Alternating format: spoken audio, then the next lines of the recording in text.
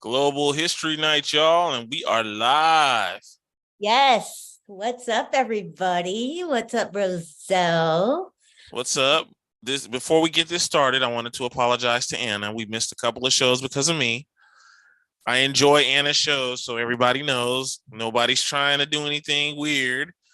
Ro has been on this man. The job has been putting Ro through it, in between that and DJing. But Well, Anna, yeah. you know your show always rocks with Ro. Oh, Ro yeah. loves Anna's Global History Night, so Thank you. Well, I I just love, wanted to put that out there. yeah. Well, yeah, and you do it for love, not money. So, oh, I appreciate you. Mhm. Yeah. Yeah.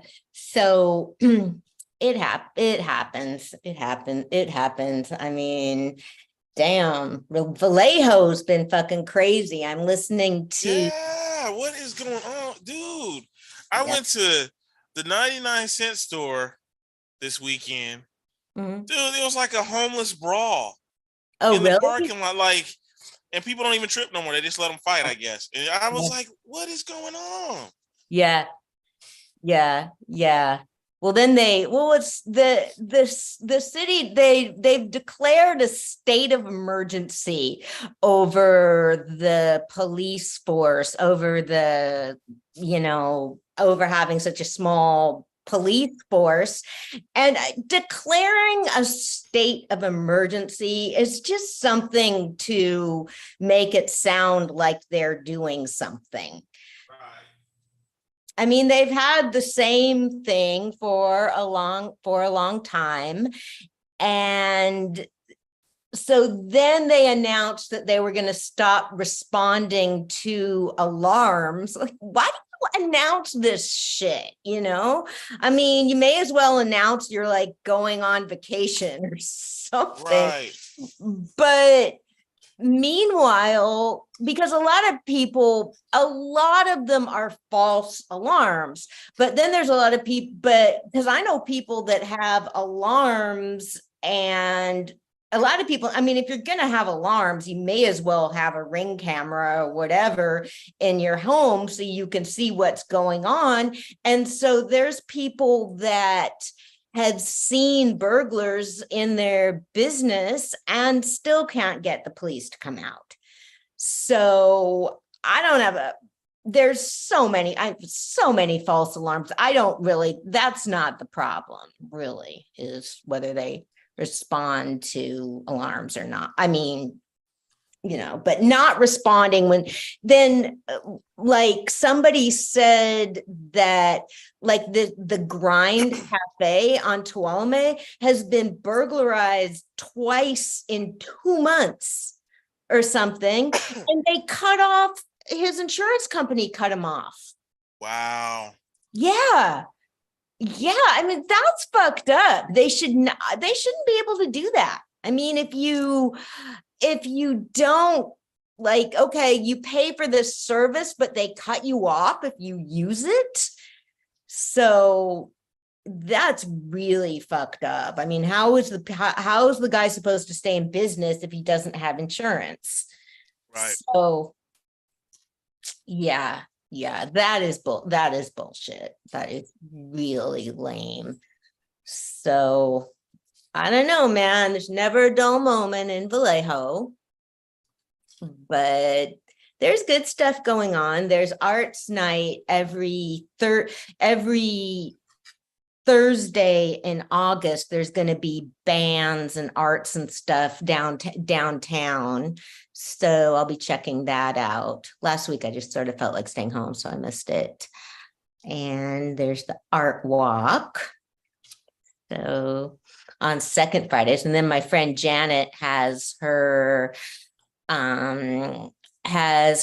film series, so that's cool. I went through and was helping her screen films, so that's always kind of fun. So just trying to figure out what to show. So, you know, there's good stuff. There's good stuff Nice. going on too. Yeah. And okay, so Karen Bass is the mayor of Los Angeles, and she was a member of Congress and had been for a while, so she had a fair amount of power, and decided not to run for Congress so she could run for mayor, which is an interesting choice. It really is. I've been told that she's doing it because she wants to run for governor, but I can understand wanting to do that. I've heard her speak. She's born and raised there, and if you feel like you can do something for your hometown, then why not?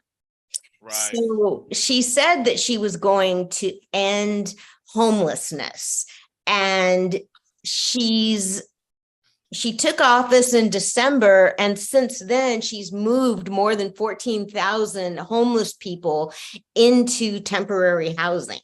Nice. Yeah. Yeah. So that's really, really cool. Something that happened 2 weeks ago or so in Vallejo was, okay, there's a law. They're not supposed to be able to just move people unless there's a place for them to go. But there was a place with a lot of RVs, and they towed the RVs. That's somebody's home. I mean, they're not bothering anyone. And they towed an RV that a woman was living in with her mother and 4 little kids. They just took it. Like, where are they supposed to go? So that's just horrible. And I don't know. So good for Mayor Bass. I mean, I don't know how the hell people can do it. And I mean, there's different reasons that people are homeless.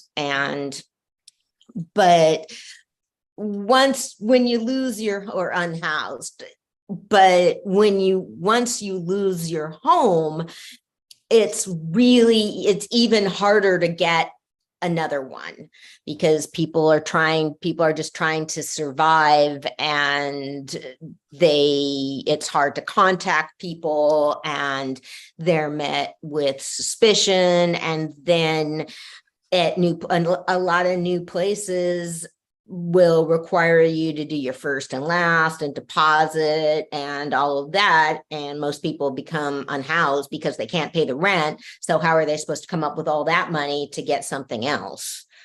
So I don't know. I mean, I just think they need to put up erect huge buildings. Like, they don't need to be sturdy or anything, just something so people have a roof over their heads and that they're safer and not in the freezing, not cold.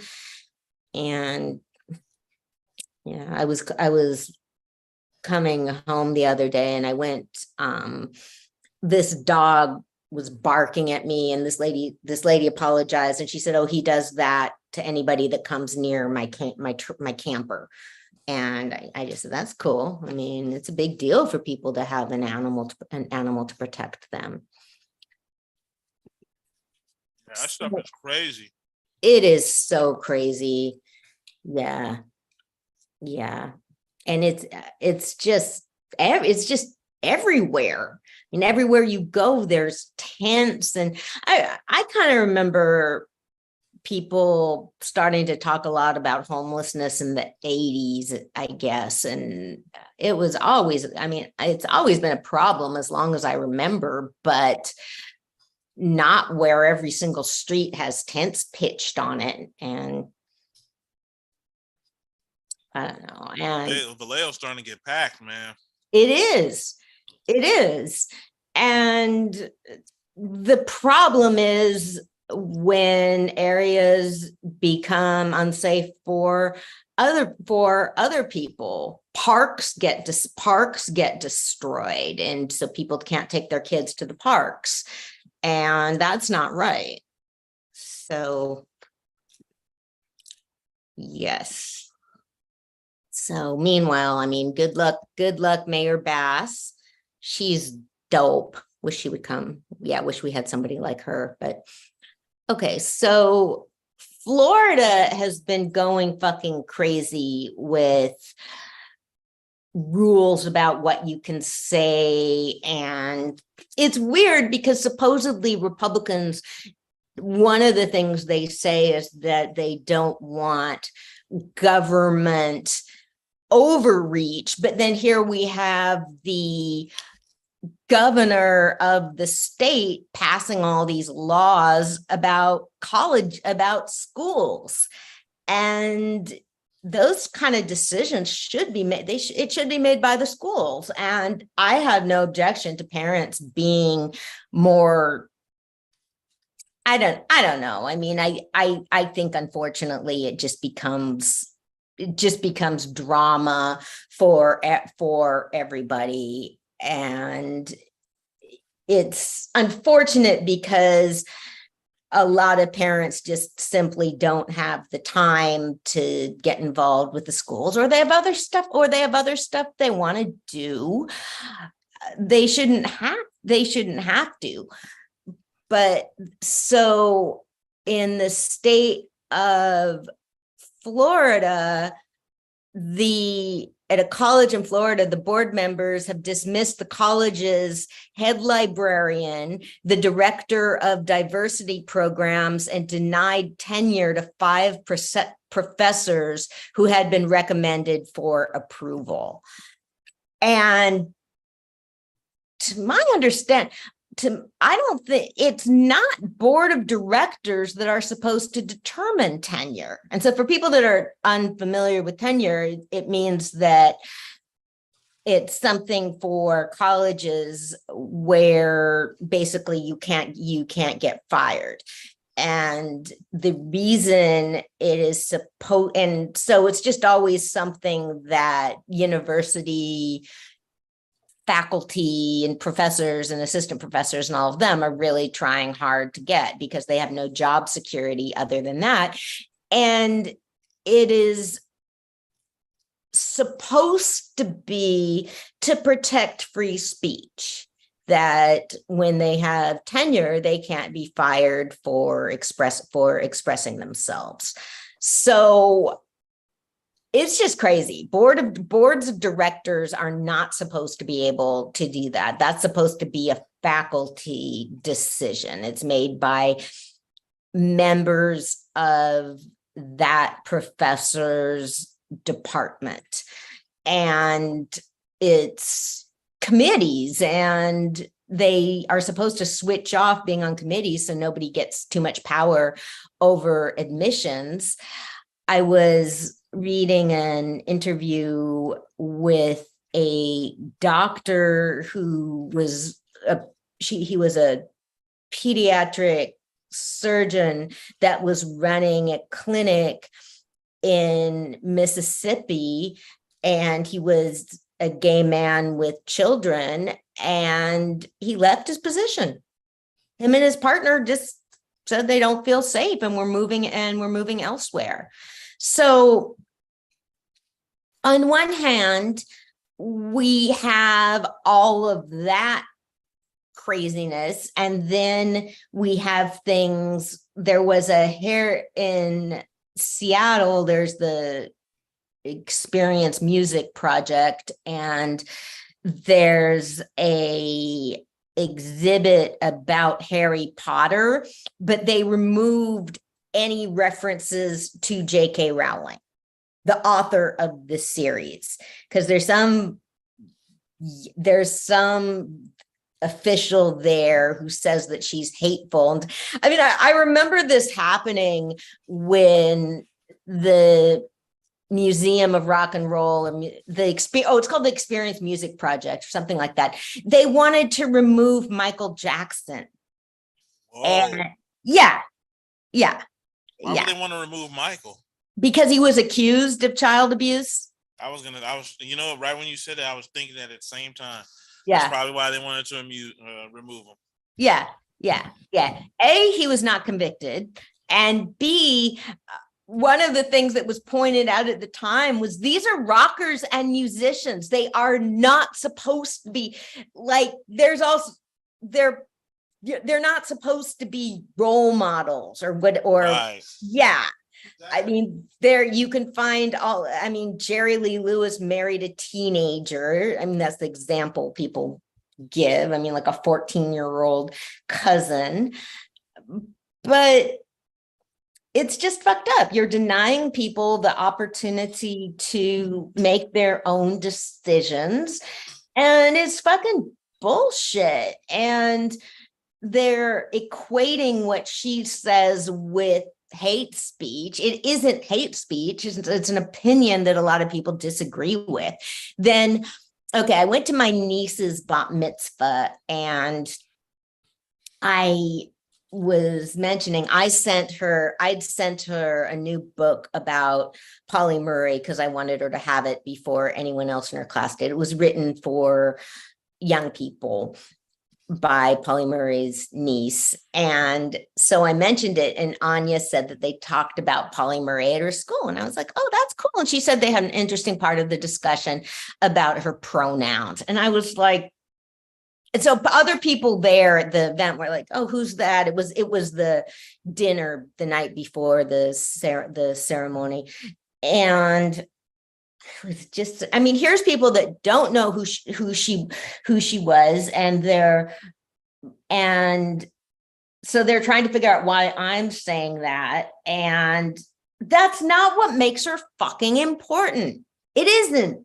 That's not why she's important. So she was a scholar, activist, lawyer, poet, and priest. Okay, talk about that stuff. And so she's just been objectified so far as I'm concerned. But that's like, okay, how about they talk to these kids about Polly Murray developing the theory that is the basis for Brown v. Board of Education, that separate but equal is not equal, and that's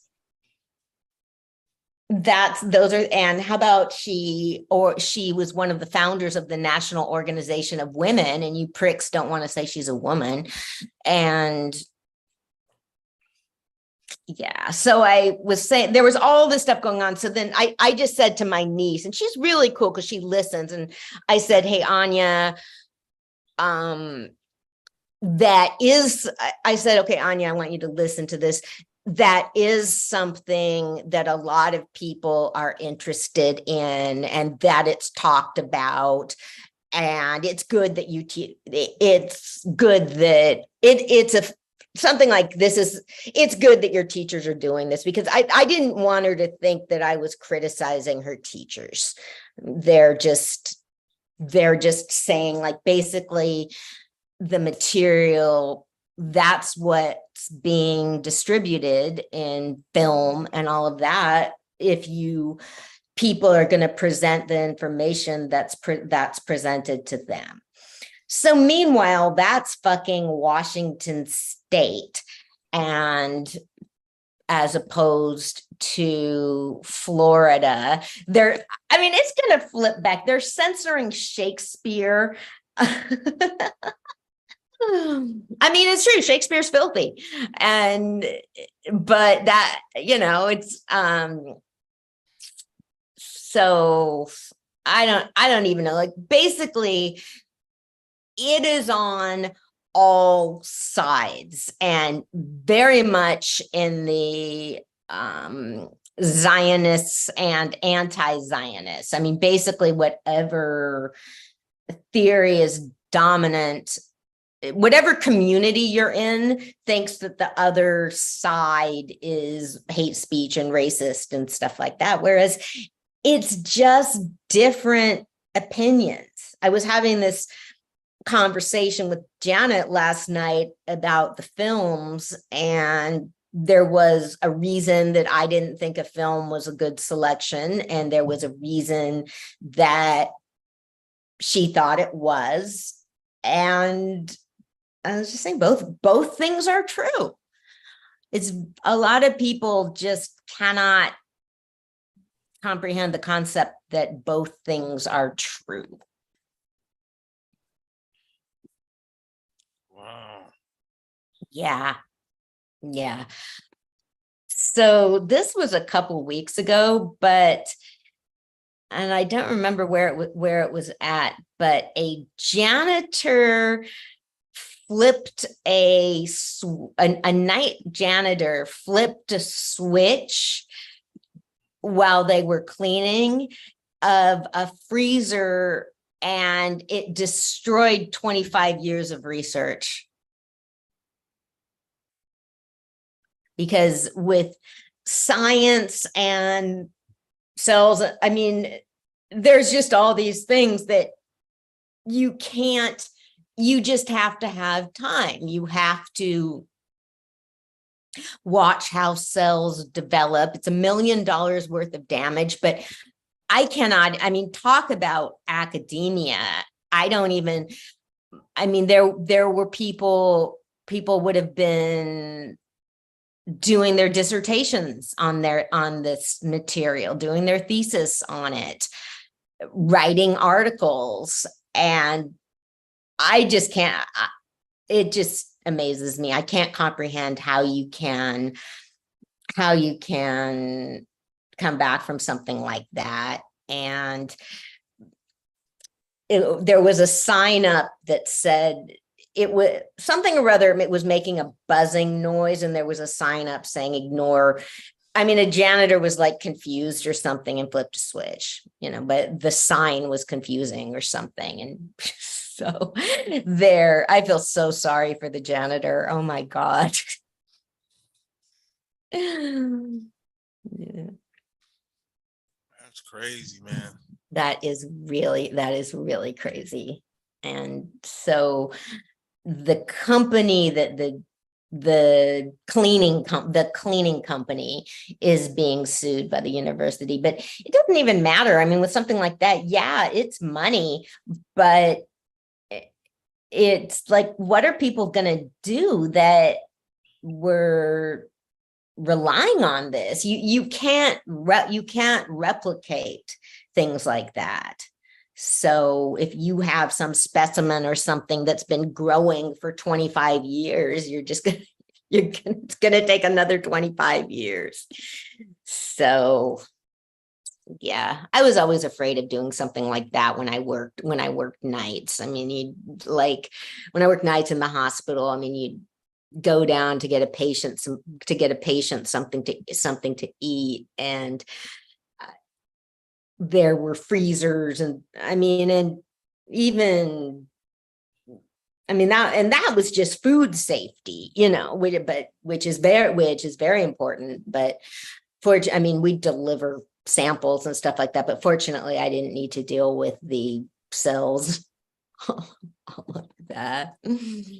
But yes, okay, you can flip one switch and everything will change. So Ghana has outlawed the death penalty, has outlawed capital punishment for crimes including murder, genocide, piracy, and smuggling. But when you mean outlawed, what does that mean? Eliminated so it. If you murder someone, nothing happens? No, if you murder somebody, execution isn't a punishment for murder. I mean, it's been okay. Punishment. So no longer no executions. Exactly.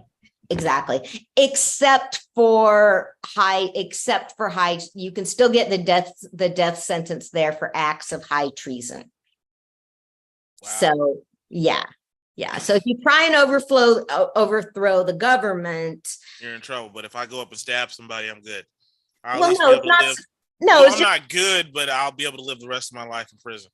Exactly. Yeah.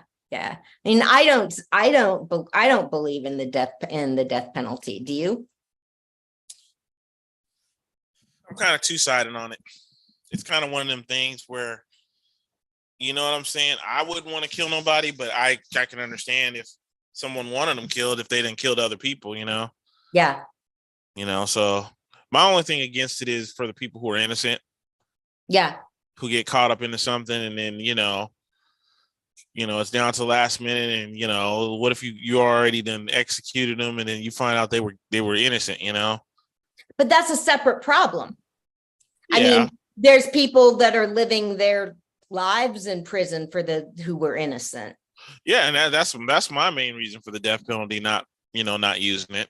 Because Mhm. at least if they don't have the death penalty, at least if they turn out to be innocent, Yeah. they have some little life left, I guess, to live, if that's what you want to call it that. Yeah. Yeah. Whereas once they're executed, that's it. Yeah. Yeah. I'm against it because I don't think that the government has the right to end a life. And whether guilty or innocent. I mean, I don't think mass murderers should get it, or serial killers, or I don't think anybody should get it. Basically, I think people should. I think people should just be locked up forever. It's not the role that it's the same reason I am pro-choice, because that's a life or death. I don't think the government should make life or death decisions about anything. Like, basically, to me, it's not like, when is the baby viable and all that. That's not even the point to me at all. That, to me, it is whether you're going to have a child or not. That needs to be the decision of the woman. And so, yeah, I think a lot of people would freak out to hear me put it that way. But I mean, that is a decision. That is an issue that has always been there. It's a decision that women have always made, basically, like whether you're going to have a child or not. And so, I don't know. I mean, I just think if something's in your body, you have the right to decide what's going to happen. And right. Yeah. So I don't think the government should be making any of those decisions.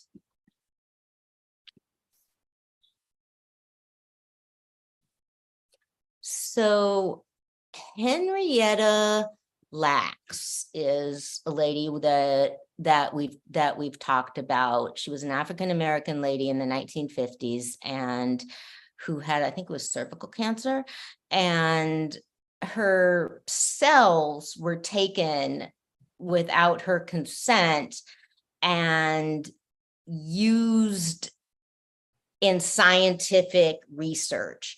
And for some reason, this lady had incredible cells that just kept mutating, I guess. And so I don't really understand how it works, but the cells were used for science, and for some reason they're just the best for stuff like, I just don't understand it. Like, how could just that one person, this one individual, have cells that were so different than everybody else's in the world?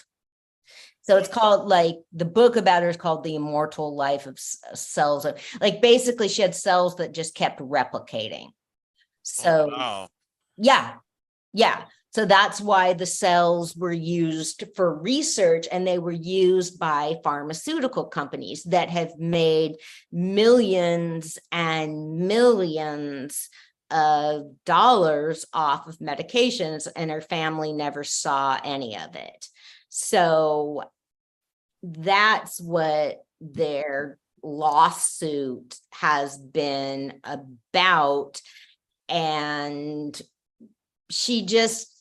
Henrietta Lacks was just treated they've said, if somebody had just said to her, we would like to use your tissue samples for research, she wouldn't have minded. That's what, I mean, her family said that but they didn't even talk to her about it. They just used her tissue, her body.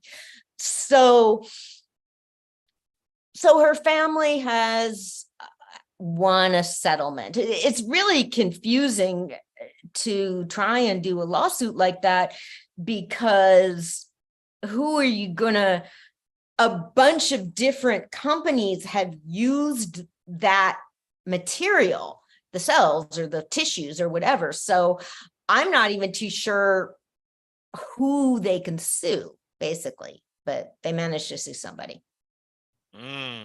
Yes. Yeah. I mean, it's just everybody basically, I mean, everybody made money off of this, but Mrs. Lax's family. And it just really traumatized the family. And what I've read is that there's people in the family, members of the family, that don't talk to each other. Just legal cases are just really, really traumatic. And here they are finding out that their mother's, their mother's tissue was used without her knowledge.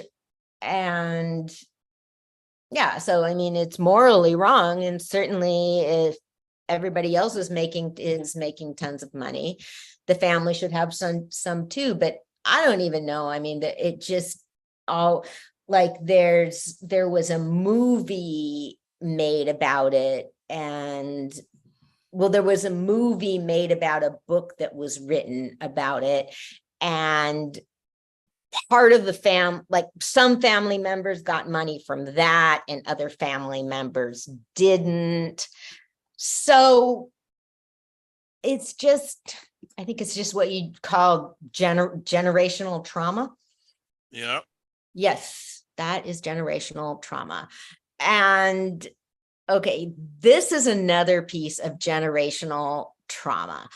I was reading about two Canadian gentlemen who were switched at birth in a hospital. And there's just so many that's such a kind of iconic concept, I guess. There's so many stories and stuff like that. And this is real. They were switched at birth. And one of them went to so it was a family, was in Canada, and one of the families were Ukrainian immigrants, and the other one was indigenous, Metis people.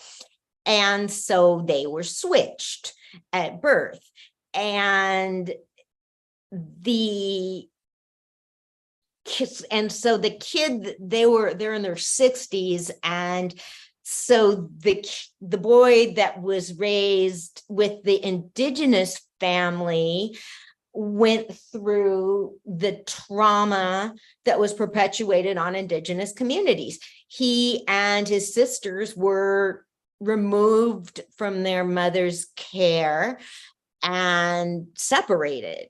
So he had a very traumatic life. And the other kid he was just raised by a pretty normal family, and he had a pretty good life. And so, but the Aboriginal, the indigenous guy, he didn't, I mean, stuff worked out for him. I mean, he's married, he and his wife have a horse farm or something. So somebody in their family did 23andMe and found out that I can't remember, I don't even know which one's family did it first, but yeah, found out that the supposedly Ukrainian kid wasn't Ukrainian. So they both said that they wished it hadn't happened. And which I completely understand. I mean, you're in your 60s and you find out that your life is completely different than what you thought it was. And that your heritage is different. But okay, so here's what I think is interesting. The indigenous guy wants to be recognized as a metis so that his grandchildren can qualify for funding earmarked for the group. Okay. So basically, I mean, it's kind of, it's like if somebody was Native American and was raised by, and didn't know they were Native American because they were raised by a different family, and suddenly they're like 60 years old and they're saying, wait, okay, give me that casino money. He's basically doing, I mean, he did not, what I just found so interesting about it is we talk about systemic racism and generational trauma, but he did not experience the traumatic experience of Indigenous Canadians because he was raised by Ukrainians. He didn't experience that, but he could still be entitled to that money. And the other guy, the Ukrainian that was raised Metis and experienced his family being torn apart and poverty, doesn't want to he doesn't want to sue anyone. He doesn't want to do, he just wants to kind of live his life. So that was just really interesting. It's like, I don't know. I mean, it just kind of, I don't like it because I'm just against. And again, that's one of the reasons I don't like 23andMe. I mean, because I don't care if who my fifth cousins are or whatever. They don't have any connection. You don't have more connection to me because you share some of the same bloodlines or whatever than anyone else. I don't believe that. I think we're all, I believe in the human family and in tangible, cultural, systemic things that, so yeah, if you've grown and systemic, I mean, and accumulated wealth and all of that, I believe in things like that. That's real. That's life. That is what, so yeah, that's what determines your life, not your DNA, whatever, not because you have some great grandmother who was something or other, so you think you can get something. So I don't know, there's some pretty cynical.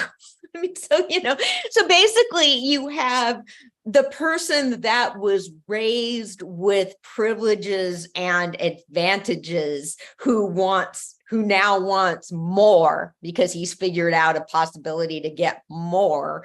And the other guy just kind of just wants to move on.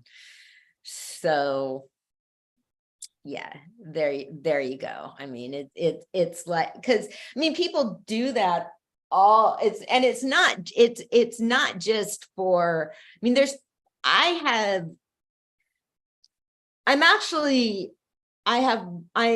have more sympathy, or I understand like I know some people who went and dug around and found a Native American grandmother or something. So they now qualify for financial aid that they're using to go to school, basically. And that, I don't have a problem with that, or believe the wrong. I mean, it's not my business. I don't mean a personal problem or anything. It's not my business. I mean, they shouldn't need to do that in the first place. There should be equal education available to everybody, but there isn't. And so I understand people trying to do that in order to move ahead with their life and fulfill their goals and all of that. It's the people who claim Native American heritage just to be cool. I really can't stand them. And there's a lot of people that do. And there sure are. Yeah. And that's just bullshit. It's exploitive. It's racist, because if you're in, like, basically you're in a position of power if you're able to rip off somebody else's identity. And it just means that you, like, okay, what you have isn't enough. And yeah, so I mean, somebody trying to get their education or whatever, I mean, that's, I don't know, that makes a lot more sense to me. But you just want to tell people you're cool or whatever. And then we do have, but from the cool cred or whatever, then you do have people, the whole thing of people getting grants. And I just think that's one of the things it's the same. It's just related to the whole thing about the freezer being switched off. It's all long term. And so when some of those pretendians or whatever are unmasked, as when people have been faking their Native American heritage throughout their career, then you can't take that away. I mean, they've stolen from somebody else and the other person can't get it back. You can't, if you were denied, if you didn't get a scholarship or teaching position or publications or something, and you are Indigenous, and somebody that was faking it did, and you find out 25 years later, that's it. You can't go back and get it. And yeah, somebody will be disgraced and kicked out of the community, hopefully, but they still have 25 years or whatever. They still have that amount of cred. Like, yeah, nobody's gonna publish them anymore, but they've taken from somebody else. And there's people there was a lady that was pretended to be Black and people are still like internet age. I mean, I just find that like young people in their 30s, they still think, and it amazes me how long some of them can get away with it, because now, don't you, with social media, I mean, do you just not have photos on from before age 20 or whenever you decided to put this on? And I mean, some of them, they get huge fellowships, just huge, life-changing. I mean, an academic fellowship will determine whether somebody can write a book or not.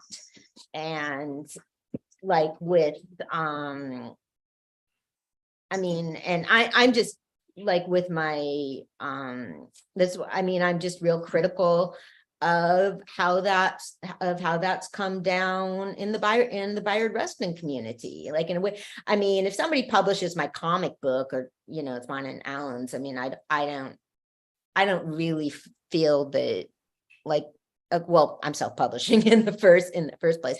I don't think I'm taking anything away from somebody else I don't think I'm preventing anybody else from getting their comic book published. But if you're getting a grant or funding to make a movie, that's it. So that means other people are not getting it.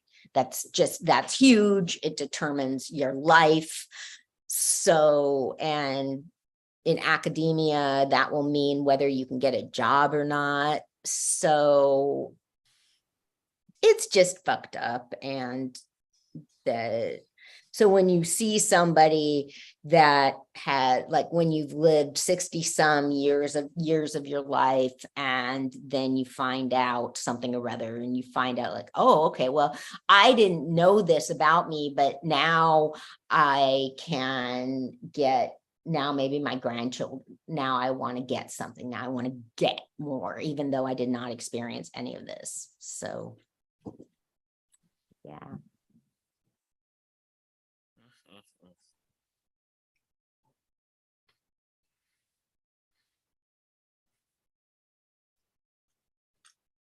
That's crazy, man. Really crazy. Yeah.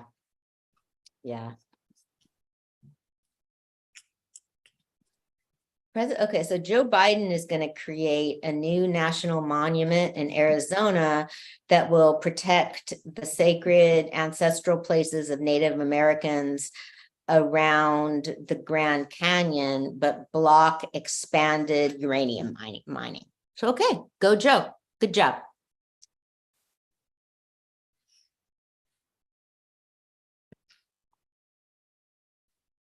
And okay, so this is apparently now, okay, coal mining was something that was, the industry was, that particular industry was just crucial in the development of unions in the United States, because it was just such dangerous work. And people die in accidents mining, and people die from what's called black lung. They're just underground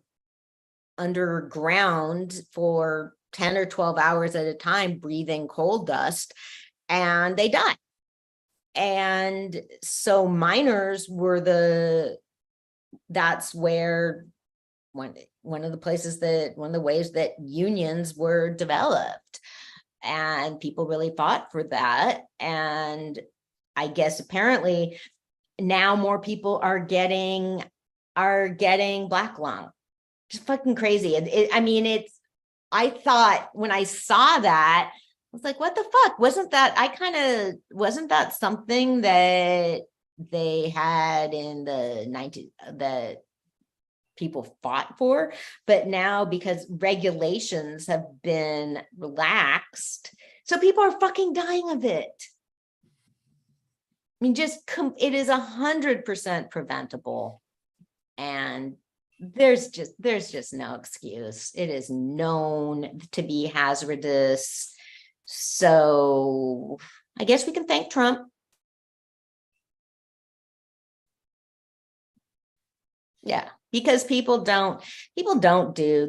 just a lot of people that won't do the right thing unless they're forced to do it. So yeah, and if you can't, I mean, they need to have masks or respirators or something. And I don't know. I mean, I didn't think that an industry, I just thought it was different now. I didn't realize, I thought they did it some other way than just going down underneath and digging in the United States anyway, but I guess not. So I don't even know coal miners. I mean, like, I mean, shit, that's just, there's just like there were I mean, there was the black lung and then there was just accidents. And so you have you have families where there's just been so much loss, just people and their kids can just die.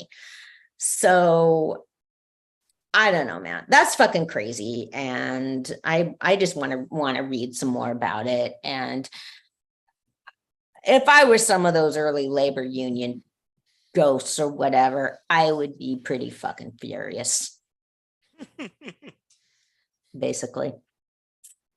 So you want to take a break? Yeah, let's take a break. Okay.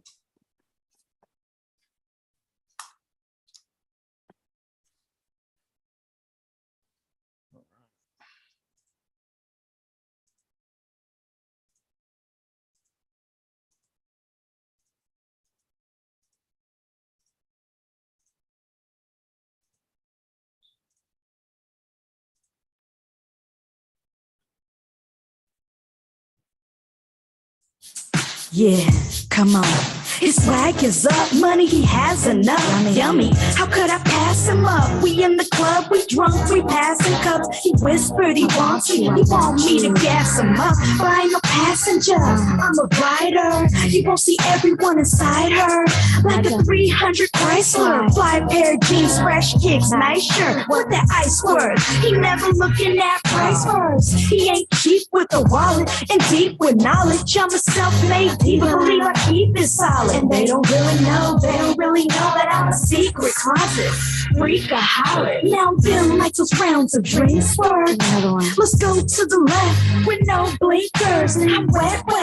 He's the backyard sprinklers. We on the way over this R&B singer. Gas in the CL smash on the V12 candy paint tip because I'm fresh like a diesel. Gonna pick you up with the top drop pill, pop a bottle of my wet right there. Sure, stay. Tell anywhere you wanna go, money ain't a thing. I've been on spin my life. I'm a really cool thing, rock with your cool thing. Come on, baby, choose me.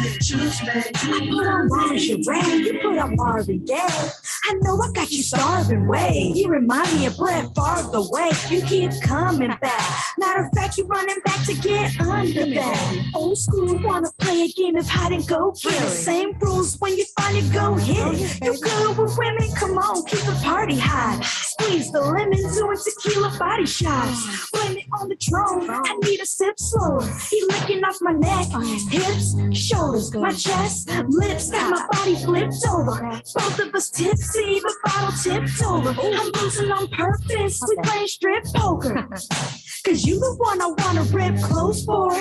Slip on this thing and I'ma slide it like a stripper pole. So we both crippled.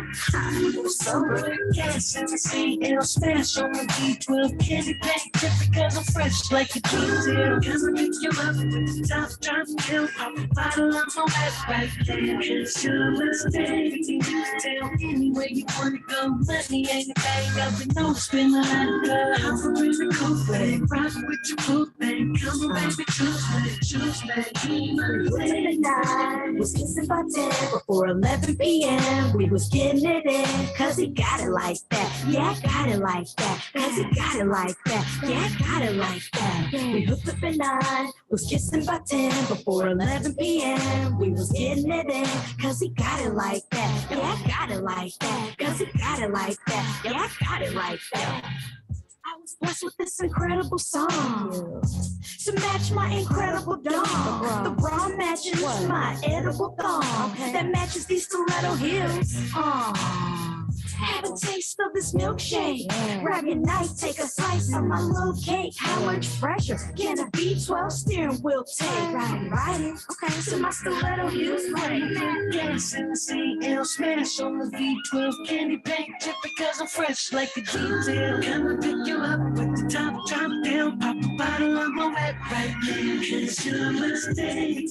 Tell anywhere you wanna go, money ain't a thing. I've been on spin the line. I'm a really cool thing, rock with your cool thing. Come on, baby, choose me. Be my lady.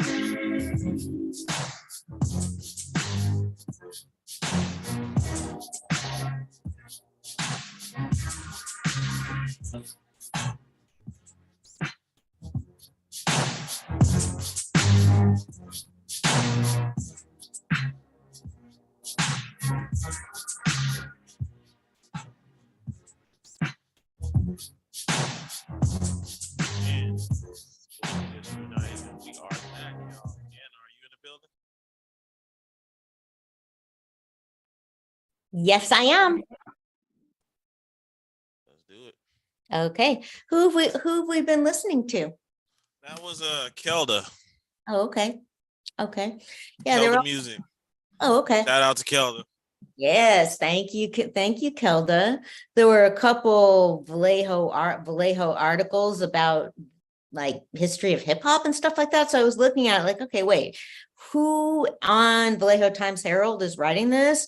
But it was reprints from different papers. So there is still a military, well, I mean, there's a standstill with the military coup in Niger, and the president is being held in kind of dangerous circumstances. So I don't know, I guess there's not too much known about that. And I mean, and I haven't seen any articles or anything interviewing just people on the street about what they think about it. So yeah. And then I was watching this video of migrants getting on a boat on the beach in France to try and get across to Great Britain, with all these people in their bathing suits just watching. And then like 41 people died just in one crossing. So what they're doing in Great Britain, what they've been trying to do or for a while, is basically ship migrants elsewhere. And so they were trying to send them to Rwanda, which is the same thing that the state of Israel was trying to do. Like, okay, we're just sending everybody we don't want to Rwanda. And so, I mean, I don't understand why the problem, because you're not supposed, the justification they use is that people are supposed to claim asylum. If they're trying to claim asylum, you're supposed to do it in the first place you land at. So that's the justification for some of the things they do in the United States, that if people are coming here are from Honduras, they should and want asylum, they go through other countries before they get to the United States. So that is one justification that's been used for not giving migrants asylum hearings. But I don't know why they don't apply for asylum in France. I mean, that can't be harder than applying for it in England. But what they've done in Great Britain now with a lot of people, they now have this like a boat, like a cruise ship where they're housing people. So yeah, I mean, that's what they should do for unhoused people. Well, I was always thinking they were gonna finally do the thing with the connexes, all those the cabooses, those connexes, those What is that? When they hook to the trains, those cabooses that they put all the storage in. Yeah. You know how they have a bunch of those that are just sitting? Yeah. And I thought they were gonna convert those into like mini homes. Yeah, they should. That would be honestly really good. I mean, you take those, which are sitting in train graveyards, and just sitting there and just buy property and put maybe 100 or 200 of them out there. Yeah. Just let some people put a toilet and maybe a bed, make it like a studio. Yeah, they totally should. I mean, people are out there with kids. I mean, it's not right for it. Nobody should be out there unhoused, but I mean, children, old people. And then there was a housing act when they were moving the people, when they were taking away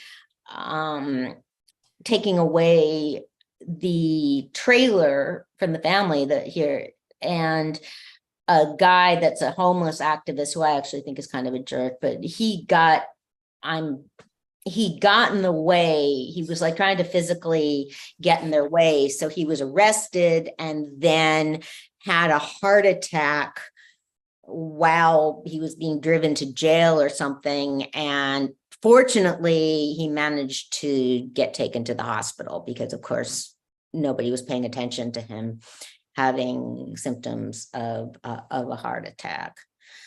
But it was just like, again, I mean, they can't, apparently, like the Vallejo cops can't respond to burglaries, but there were a ton of them out there just to tow away homes, basically, and apparently like rough up one guy who wasn't even, all he was doing was trying to, like, Vallejo cops can't, block them or whatever. So yeah, I mean, there's tons of possibilities, and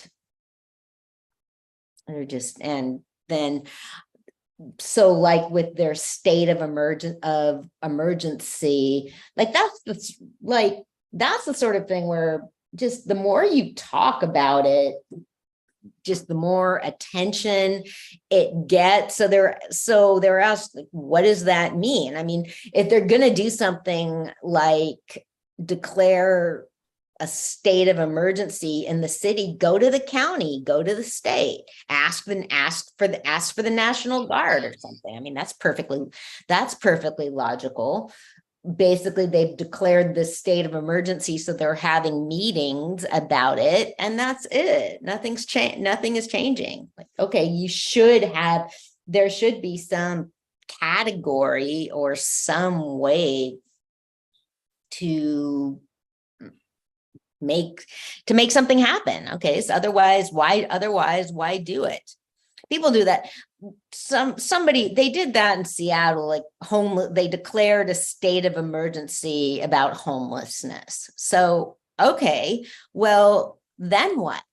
Everybody knows that it's a serious issue. It's not going to be taken more seriously just because you say that there's a state of emergency. I mean, some of us know that it's been a state of emergency for a long time. So, yeah. Have you tried to drive on 80 lately? Yeah, why? What's happening? Oh, you mean when they did the freeway? Yeah. Yeah, you had to go around. Yeah, way around. I happened to be coming home from Seattle that night, and then I was taking the last flight out of Seattle. So I was supposed to leave it kept getting pushed back. I was supposed to leave at 9, and the flight didn't leave till 11. So by the time I get back to Oakland, it's like 1 in the morning. And so I was trying to drive, and I don't always take my car to the airport, but when I'm going to be coming home late, I do. So, because there's not going to be any public transit or anything. So I was trying to get home, and I had to go all the way around. It was so confusing. I did not know where the fuck I was. So I was so confused. I ran a stop. I got pulled over. I ran a stop sign, but fortunately she let me on. Fortunately, I didn't get a ticket. I mean, I think I was driving slow. I think I don't know. I mean, I was clearly I was driving super slow. I just didn't know where the fuck I was. So, yeah. It was bad. It was really bad. But are they done? Do you know? I don't know. I haven't been that way to find out. Oh, okay. I've been kind of waiting to see what happens. So I'll be going that way this weekend though. So. Oh, okay. Okay. You DJing? What is this weekend? No, not this weekend. No. Yeah. But I'm going to my parents, so I got to go that way anyway. So. Yeah. Sunday night was the Drag King contest. It was like the 27th it's an annual thing to name the San Francisco drag king. And I think it's been going on for like 20. There's people competing that weren't even born when it started. So I was gonna go, but then I told my friend that was Sunday night, and I was like, I just can't, man. I do not want to deal with that. Getting all turned around. So I watched it on streaming. I watched it. You needed to pay to get it from the club, but that was cool. So I realized that's pretty fucking cool, because if I go someplace in San Francisco, I have to leave. A lot of time I have to leave to get home. So I actually caught a lot more of the show than I would have anyway. So I think I'm going to be doing that for San Francisco shows, for more of them anyway. There's going to be it's a drag club, and there's going to be a memorial for Sinead O'Connor at the drag club. So I am hoping I can catch that, because that's going to be pretty fucking cool. So yeah, she definitely, that's for like the modern drag queens, and all that. So yeah. So I've been obsessed with jigsaw puzzles lately. Yeah. Haven't heard jigsaw in a while. Jigsaw puzzles. I know. Well, they're just kind of, I just find it kind of soothing or something. I've been doing jigsaws while I listen to podcasts, and I've been listening to a podcast called The Vanished, and it's all about people that have gone missing. I'd heard of it before, and I heard of it first when they did an episode about Pearl Pinson, our friend here, who's been missing since 2016. So I like the ones where they go back and find ones from a long time ago, but it's just, damn, there's a lot of missing people out there. And they try and find people whose cases wouldn't get as much attention because they don't look right. They're not like a blonde lady, and they a lot of times people go missing a lot of the time because they might be involved with drugs. Sometimes it's just because they're having problems, or they are, a lot of the time people are so not everybody is as sympathetic as they should be. And sometimes, and then with some cases, it's hard to, I think all the people pretty much, so this is a lot of interviews with the victims' family members, who generally all say that nobody looked for them, that the cops didn't look for them, which I understand. I mean, if you're devastated, if one of my loved ones went missing, you're never going to feel like people did enough, never. You're always going to. So I certainly sympathize. I think a lot of the time that, the cops, the detective, all of them, I think they do everything. I think there's a lot of time, they do everything they can, but they need information. They need information, they need evidence, they need something. So if they don't have it, if they use up all the information they have, then what can they do? But damn, I would hate that. I would just hate that job. I would hate to feel that powerless. There was a interview, the most interesting one was about a woman that went missing and from San Diego, I think, and this was in the 70s. And so she disappeared, and then there was a young woman who was just kind of tormented by, who believed that who had memories of seeing her father kill someone. And so, I mean, now it just all changes so much with the internet. So she grew up, she was trying to figure out, she was 4 years old. She's trying to figure out what the memory was. And so somehow they wound up connecting, these families wound up connecting and realizing that the woman that this little girl saw being killed probably was the woman who was living in San Diego. And she was killed, I mean, if this is correct, in Washington State.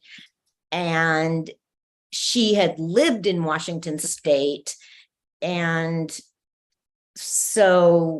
left an abusive husband there and left her children with them. And so then with some of it, I mean, it's just people who have issues in their lives, who are having problems and things in their lives that they can't control. And you have people that are not going to be honest. The guys, I mean, her ex-husband, of course, wasn't, I mean, her family's saying one thing, he's saying another thing, but then there might have been a connection between her ex-husband and the people that killed her. But the people that do this podcast do a really good job, because it's really hard to tell a story that doesn't have an ending. And because you have this instinct, I mean, this sort of feeling when you're listening to a show, like, oh, okay, what happened? But you don't know, because because the whole point of the show is that the people are still missing. So I think they do I think they do a really good job with the families, with treating them with respect and compassion, and then they're also trying to, then they do research and trying to get across, I mean, you know, because you can be dealing with people that are lying, and trying to put that together. But I mean, especially, and it's something I've talked about before that I just find particularly interesting when you go back to some of in the past, they were doing a segment about a couple whose baby was kidnapped. There was nothing, whose baby was kidnapped, was stolen while they'd gone out to a movie, and the baby was with her grandmother, and the grandmother, it was a housing project in Chicago, and it was a hot summer night. So lots of people were like hanging out in the hallway and just sort of chatting. And the grandmother got a phone call. So she handed the baby to somebody else. I mean, like, and then that person put the baby down and just went inside instead of giving her back to her grandmother, and the baby disappeared. Wow. And, yeah. So, I mean, they had nothing. There weren't even any suspects or anything. I mean, a lot of the time, in a lot of the cases, you know who did it, because a lot of the time it's people, like if it's somebody in a domestic violence situation, you know who did it. And a lot of the time, or abuse, you just can't prove it. They had no suspects, nothing, but they don't, and then they're not too clear. Like, then the grandmother came out, and then they're like, oh, wait, is where trying to find the baby. So they don't have, she went to see if the baby's aunt had her or something. I mean, you can just, because this was like people that knew each other really well. I mean, just friends and family, where you could hand the baby to somebody else. And she was a toddler. I mean, so, but the parents were at a movie, and so they didn't know what had happened until midnight when they got home, because it was the 70s and there were no cell phones. So things like that are just wild. And then there was another case that was also in the 70s where they don't know for sure when this woman disappeared, because the family kept in touch with her through writing letters. And so you don't know when it was, because you might be thinking, you're just thinking they haven't written in a while. So that is pretty compelling. And I don't know. It goes on a little too long. Like some of them, there'll be like 2 or 3 episodes. They'll be then in the episodes are about an hour, and you'll go to episode 2 and they'll say like, well, if you haven't listened to episode 1, then go back and do that. And I'm like, no fucking way too much time. But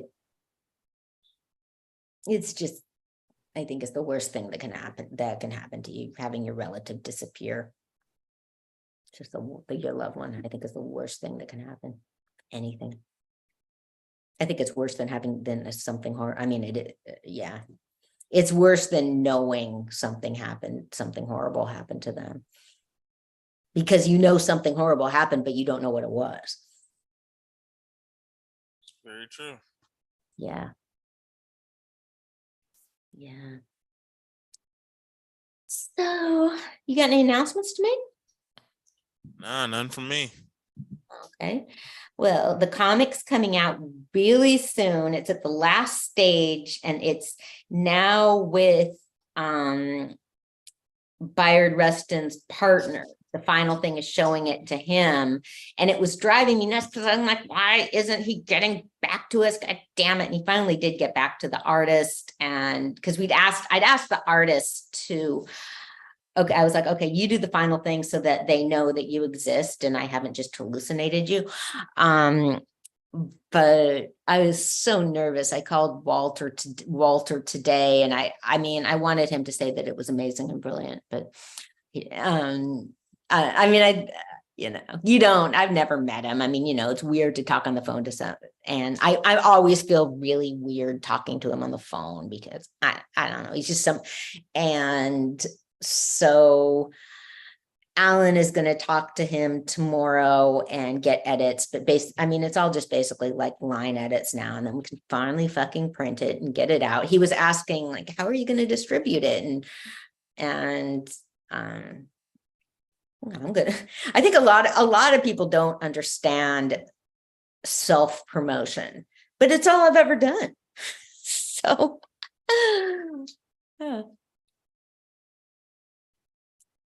but that'll be soon. Oh yeah, I can't wait. Too. So, well, cool. Well, thank you so much to everybody that's listening, and thank you, Giselle. Very cool to be back. Oh yeah. Yes. Yeah. So yeah. Where'd you go for dinner? Well, I just went to the Mexican place, man. Okay. It was the closest thing to me. I just saw it. I said, I'm just gonna do this, and I'm glad I didn't, because if I would have went to the vegan place, it was closed anyway. So yeah, it probably closes real early, like the downtown places. So, yeah. Yeah. Yeah. Cool. Okay. Well, you have a good night then. All right, you do the same. Okay. Thanks, Rose. Bye. Global History Night. We are out, y'all. Ready?